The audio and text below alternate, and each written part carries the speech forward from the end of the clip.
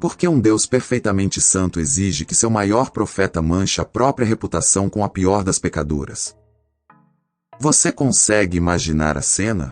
O homem que carrega a voz do Criador sendo ridicularizado em praça pública. Não como uma punição. Não como um acidente. Mas como um plano minuciosamente desenhado no céu. Se Deus é a essência da pureza, por que ele se aproxima de quem cheira a traição? Por que ele escolhe transformar a vida íntima de um homem honrado em um escândalo tão violento que nenhuma religião limpinha consegue engolir? A resposta para isso vai rasgar a sua teologia ao meio. Porque Oséias 1:3 não é um conto antigo sobre um casamento que deu errado. É um diagnóstico do seu próprio coração. É o espelho mais brutal e assustador de como você e eu tratamos o sagrado. E, acima de tudo, é a prova de que existe um amor que não retrocede diante da sujeira. Uma aliança que persegue o infiel até o fundo do poço. Fique comigo, porque hoje você vai ver esse amor absurdo atravessar o mercado de escravos do Velho Testamento e bater direto na cruz de Cristo. Israel respira prosperidade, mas apodrece por dentro. O comércio ferve. Os cofres estão cheios. Os altares fumegam com ofertas. Mas o coração do povo está vendido. Eles dobram os joelhos para o Senhor de manhã e se deitam com ídolos de fertilidade à noite. Eles usam o nome de Deus como um amuleto e a aliança como um pano de chão. E no meio dessa hipocrisia, um homem tenta manter a retidão. Seu nome é Oséias. Ele escuta a voz de Deus.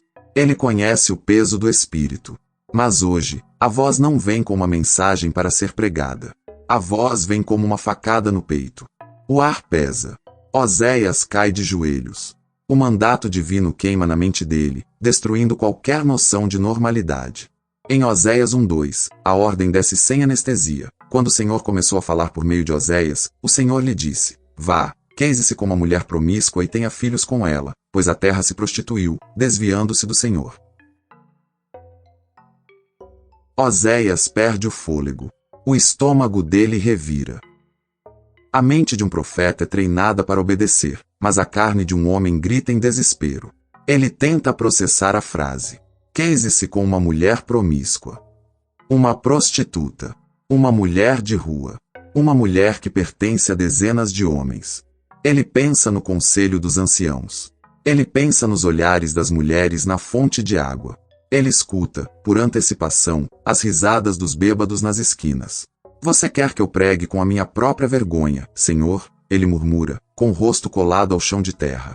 Você quer que eu entregue meu coração para alguém que não sabe o que é fidelidade?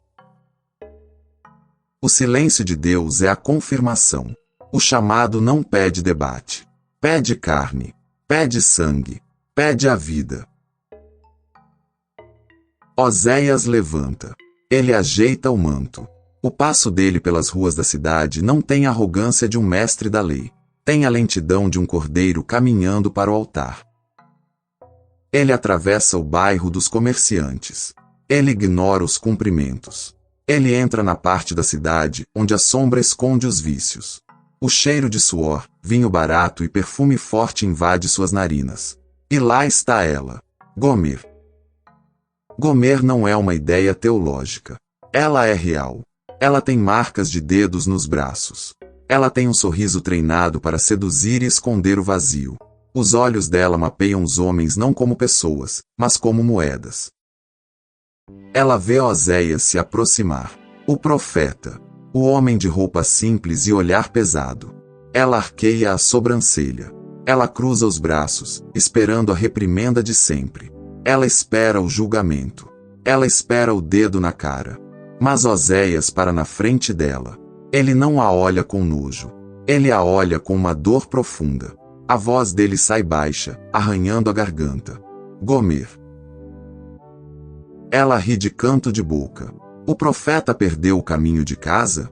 Ou os homens santos também sentem fome à noite? Oséias não retrocede. Ele engole a humilhação. Eu vim buscar você. Ela solta uma gargalhada seca. Buscar? Você não tem prata para pagar meu tempo, profeta. Eu não vim alugar o seu tempo. Eu vim te dar o meu nome.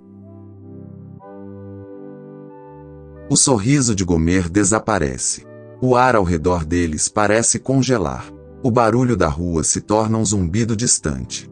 Ela aperta os olhos, procurando a armadilha, procurando a mentira. O que você está dizendo? Oséias sente as mãos tremerem, mas a voz se firma, porque agora não é apenas o homem falando.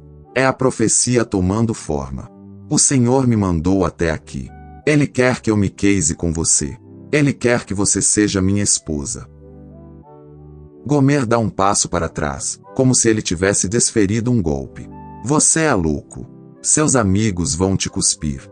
Os sacerdotes vão te expulsar. Você não sabe quem eu sou? Você não sabe o que eu faço. Eu sei. Oséias responde, com lágrimas desafiando a beira dos olhos.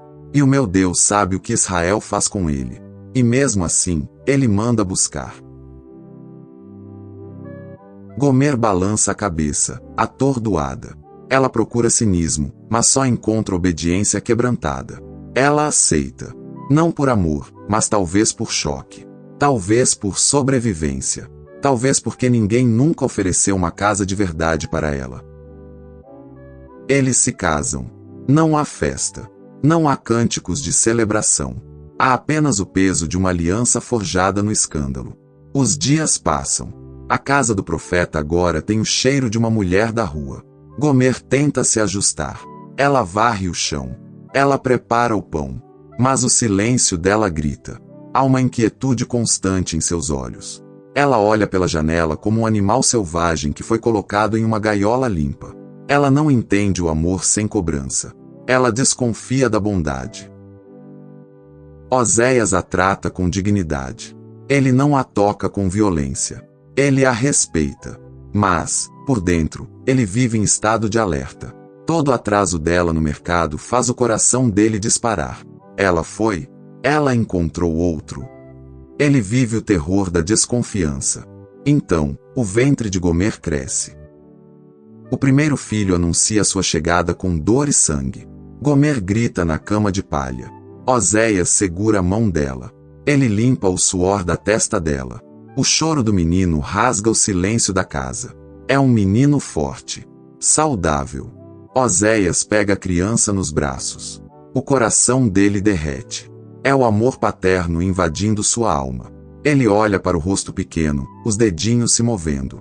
Ele quer dar um nome de esperança. Ele quer chamar de alegria ou paz. Mas a voz de Deus corta o momento. Fria, soberana, profética. Em Oséias 1:4, o Senhor declara: dê-lhe o nome de Jezeel, porque logo castigarei a dinastia de Jeú por causa do sangue derramado em Jezeel, e darei fim ao reino de Israel.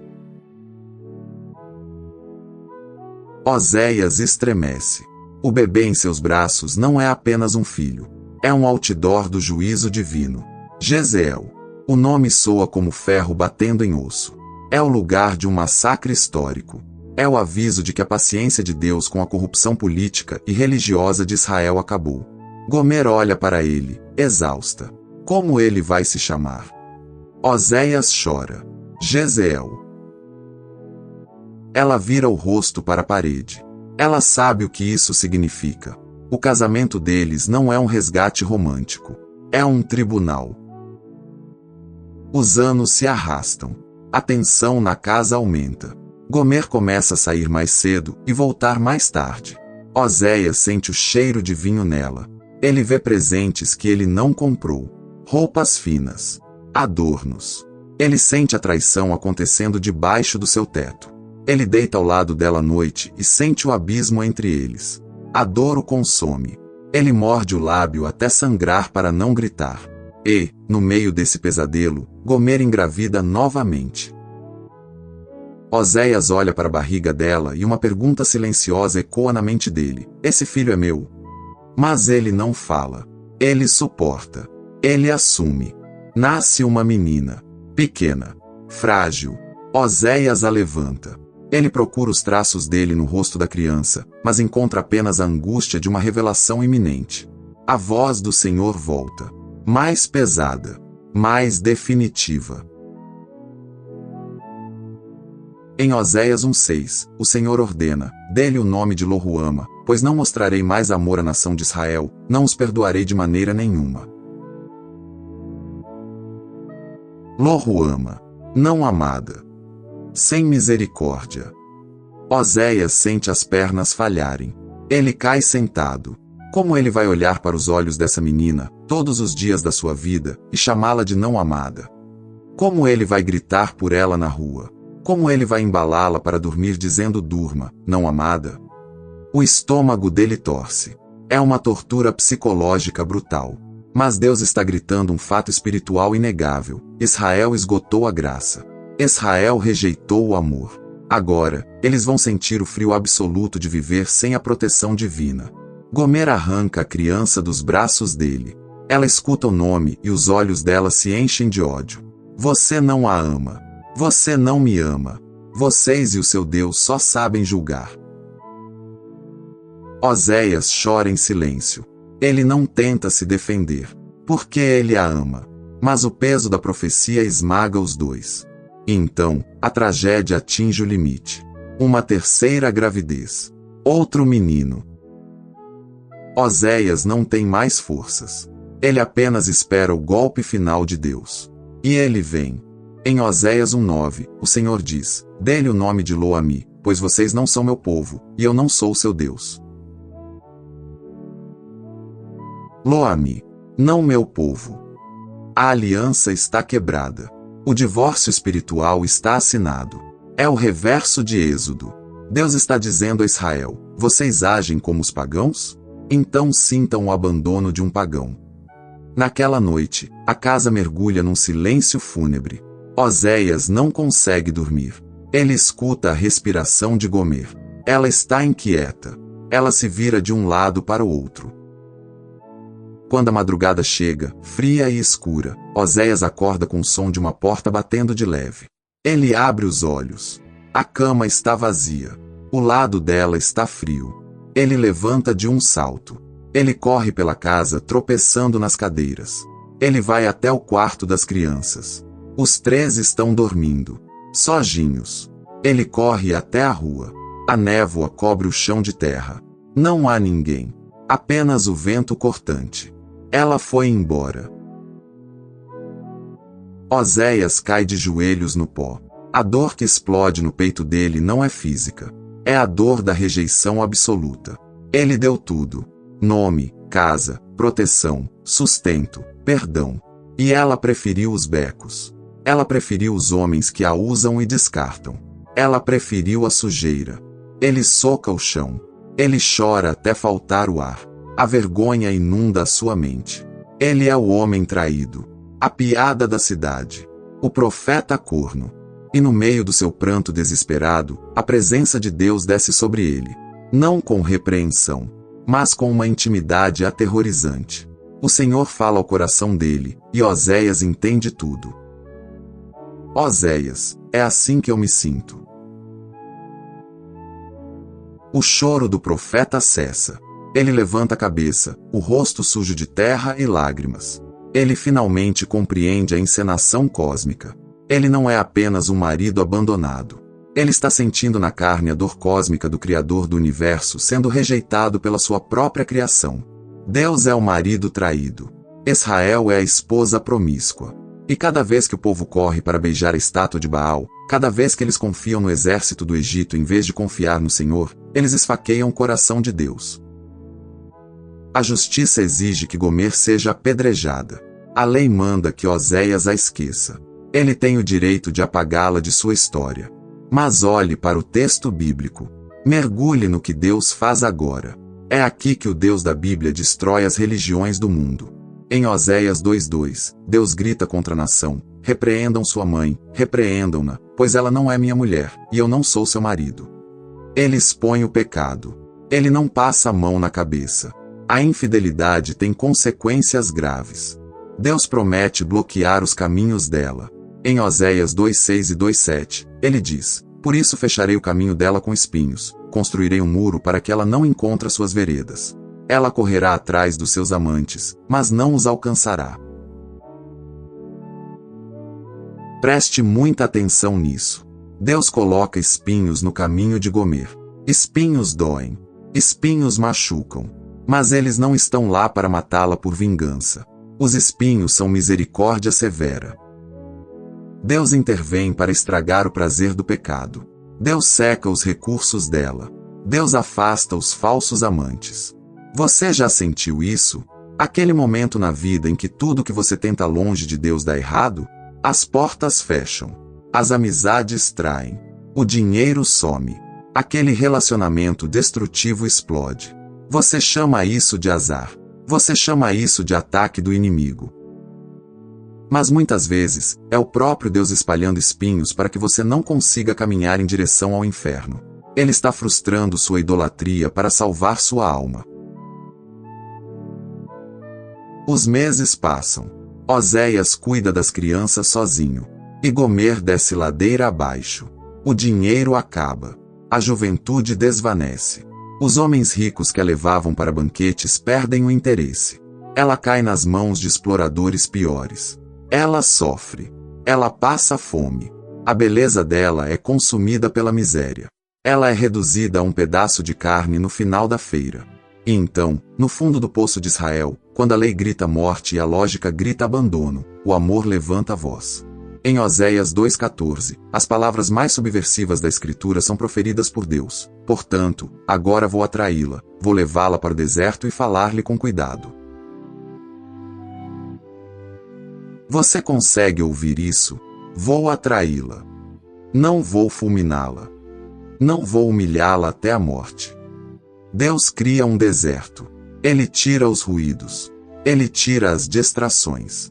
Ele cria a fome e a sede para que, no silêncio do deserto, a única voz que ela consiga ouvir seja dele. E ele não vai gritar condenação. Ele vai falar com cuidado. Ele vai falar ao coração. E Deus faz uma promessa que ecoa para a eternidade. Em Oséias 2,19 e 2,20, eu me casarei com você para sempre. Eu me casarei com você com justiça e retidão, com amor e compaixão. Eu me casarei com você com fidelidade, e você reconhecerá o Senhor. Isso não é um acordo de tolerância.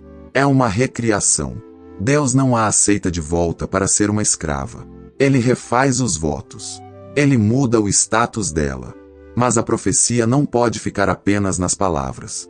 Tem que se cumprir na poeira do chão. Oséias está em casa quando a ordem definitiva chega.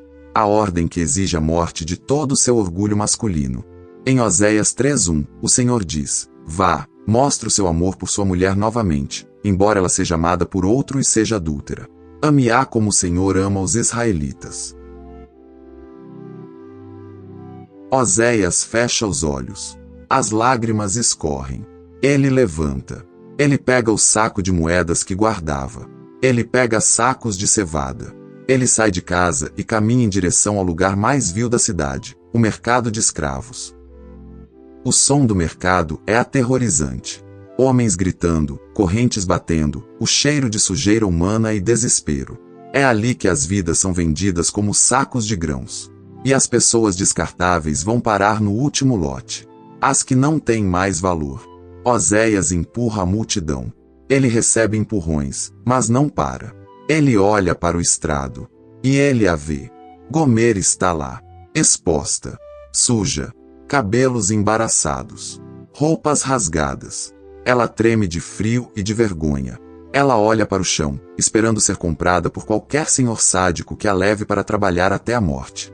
Ela sabe que não tem mais encanto. Ela sabe que é o lixo da sociedade.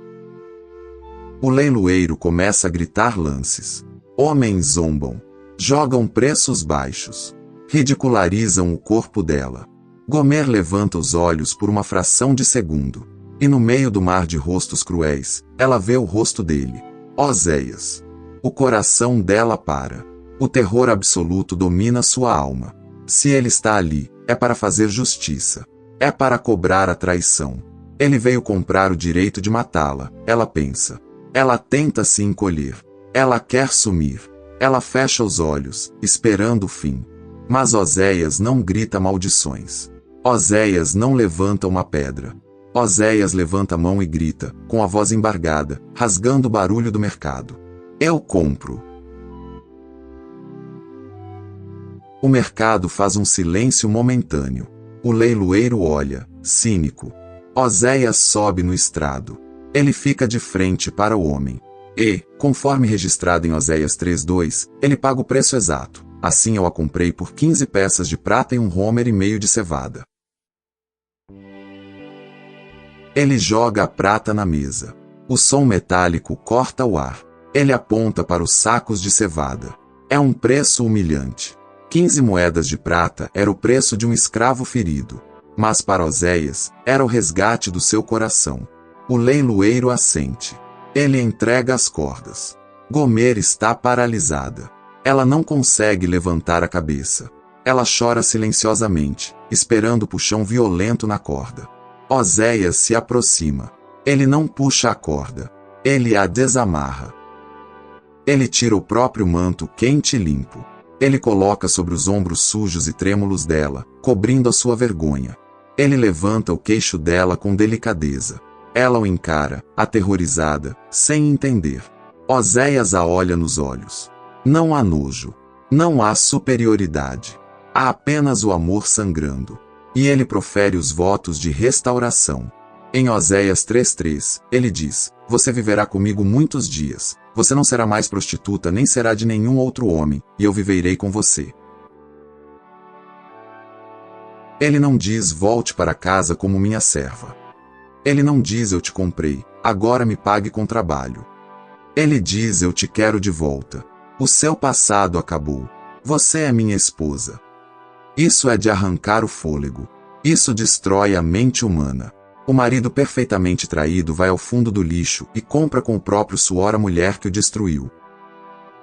E se você acha que essa é uma história dramática sobre o Antigo Testamento, você não entendeu nada.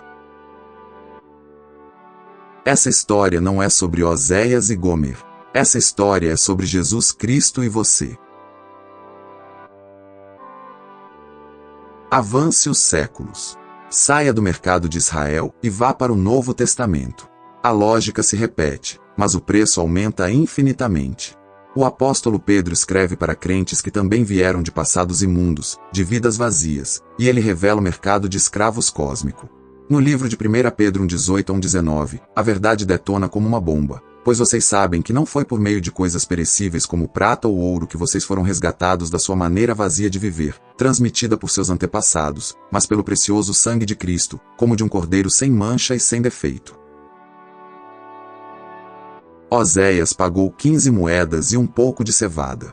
Jesus desceu da glória eterna, pisou no pó desta terra, e pagou com cada gota do seu sangue divino no matadouro do Calvário. Ele não esperou você melhorar. Ele não esperou você tomar jeito na vida.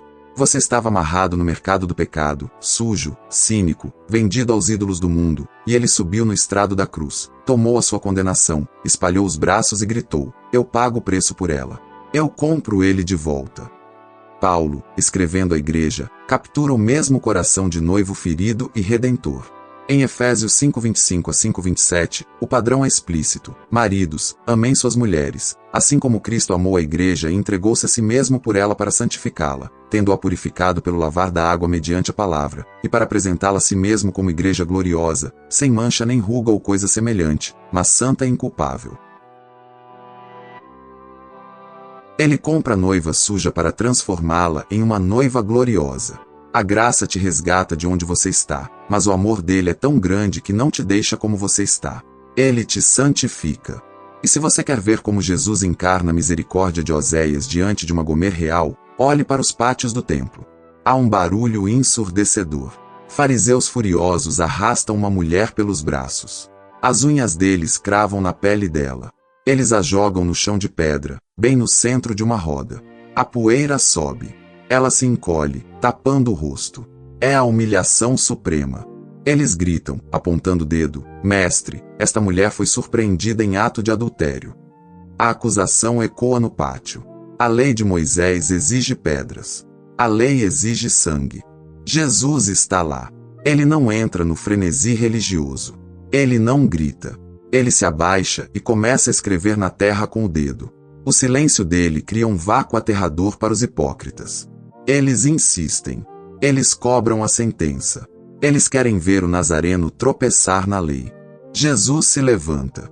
Ele olha no fundo dos olhos daqueles homens que também estão cheios de pecado, apenas escondidos debaixo de roupas religiosas. Em João 8,7, ele lança o desafio que silencia o inferno: se algum de vocês estiver sem pecado, seja o primeiro a tirar pedra nela. Ele não revoga a lei. Ele desmascara os falsos juízes.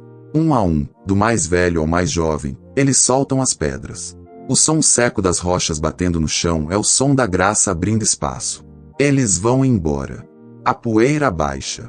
Sobram apenas dois: a mulher culpada e o único homem ali que tinha moral e perfeição para tirar a pedra. Ele fala com ela. A voz não carrega o ódio dos escribas. Carrega a firmeza de Oséias. Em João 8, 10 e 11, o diálogo muda o destino da humanidade. Jesus endireitou-se e perguntou-lhe: mulher, onde estão eles? Ninguém a condenou? Ninguém, Senhor, disse ela. Declarou Jesus: eu também não a condeno.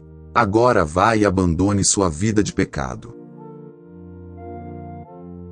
Ele cobre a vergonha dela. Ele a resgata da morte. E ele ordena a santidade: abandone o pecado. É a exata réplica do voto de Oséias: você não será mais de nenhum outro homem, viverá comigo. O cerco se fecha. O espelho vira para você agora. Para de achar que prostituição espiritual é apenas curvar-se para imagens de gesso. Quando você busca na aprovação humana, no dinheiro, no controle, na pornografia, na comida, no status ou até mesmo na sua religiosidade mecânica a segurança que só o Senhor pode dar, você está agindo exatamente como Gomer. Você está correndo atrás de amantes que te sugam, te cobram caro e te abandonam quando você mais precisa. E quando sua vida começa a ruir, quando os espinhos aparecem, quando as coisas dão errado e você entra no deserto da depressão, da falência ou da solidão, você pensa que Deus te largou. Mentira. É Ele cercando seu caminho com espinhos para que você não encontre as estradas da morte. É Ele te atraindo para o deserto para tirar o barulho do mundo dos seus ouvidos e falar com cuidado ao seu coração ferido. Deus não é um senhor de escravos com um chicote esperando você tropeçar para te espancar. Ele é o marido apaixonado que desceu ao mercado mais sujo da terra, deixou rasgarem as suas costas, derramou seu sangue e comprou a sua certidão de dívida. O Evangelho não é Deus gritando: melhore de vida e então eu te aceito. O Evangelho é Deus gritando na cruz: você estava perdida, suja e vendida, mas eu paguei tudo. Eu te comprei. Agora, volta para casa. O amor dele não é fraco para fechar os olhos para o seu pecado, mas é poderoso demais para deixar o seu pecado te destruir. O convite de hoje não é para você tentar ser uma pessoa melhor. O convite é para você parar de fugir. Pare de lutar contra o espinho. Pare de correr atrás de poços que não têm água. Olhe para Cristo. Olhe para o preço que ele pagou na cruz. Deixe que a visão do sangue inocente de Jesus quebre a dureza, o orgulho e a resistência do seu coração. Se você ouve a voz dele te atraindo hoje, ali mesmo onde você está, repita essa oração comigo, não da boca para fora, mas arrancando isso do fundo do seu peito.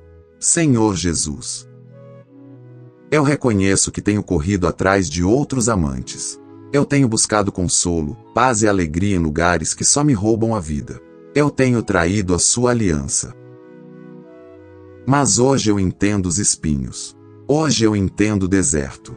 Eu ouço a sua voz me chamando de volta. Eu creio que o Senhor pagou a minha dívida não com prata ou ouro, mas com seu sangue precioso na cruz. Eu recebo o seu perdão. Eu desisto de fugir. Eu entrego a minha vida a ti, para viver em fidelidade e retidão. Arranca os meus vícios, purifica o meu coração e me faz ser somente seu. Em nome de Jesus. Amém. Se essa palavra foi o deserto onde Deus falou com cuidado ao seu coração, escreva nos comentários: eu fui comprado e volto para casa. Compartilhe este vídeo com alguém que se sente sujo, sem valor, ou que se afastou de Deus achando que não tem mais jeito. A aliança continua viva. O resgate está pago. Apenas volte. Deus te abençoe em nome de Jesus.